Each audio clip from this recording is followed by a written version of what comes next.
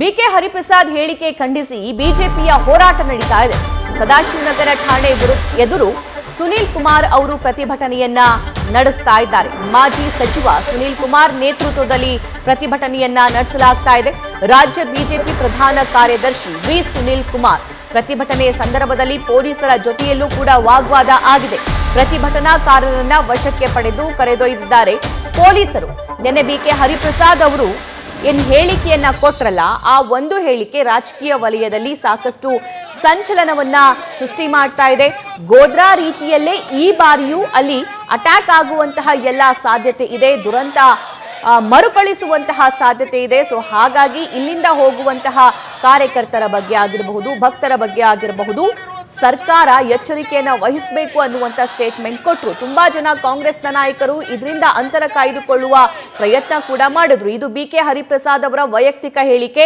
ಈ ರೀತಿಯಾಗಿ ನಮಗೆ ಯಾವುದೇ ಇನ್ಫಾರ್ಮೇಶನ್ ಇಲ್ಲ ಅಂತ ಹೇಳಿ. ಸೊ ಈ ಹೇಳಿಕೆಯ ಕುರಿತಂತೆ ಈಗ ಪ್ರತಿಭಟನೆ ಆಗ್ತಾ ಇರುವಂತಹ ವಿಜುವಲ್ಸ್ ಅನ್ನ ಸ್ಕ್ರೀನ್ ಮೇಲೆ ಗಮನಿಸ್ತಾ ಇದ್ದೀರಾ. ಸದಾಶಿವನಗರದಲ್ಲಿ ಮಾಜಿ ಸಚಿವ ಸುನೀಲ್ ಕುಮಾರ್ ಅವರು ಪ್ರೊಟೆಸ್ಟ್ ಮಾಡ್ತಾ ಇದ್ರು.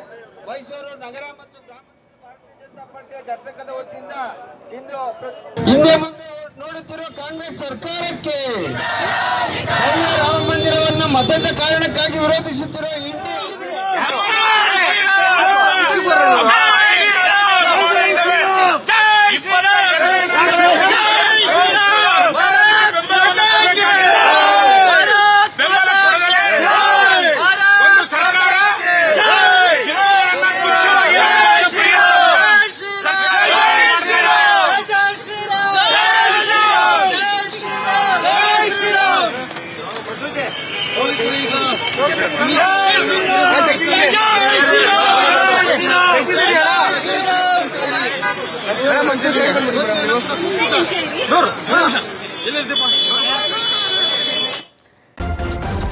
ನ್ಯೂಸ್ ಫಸ್ಟ್ ನಿರ್ಭೀತಿಯಿಂದ ನಿಮ್ಮ ಪರವಾಗಿ.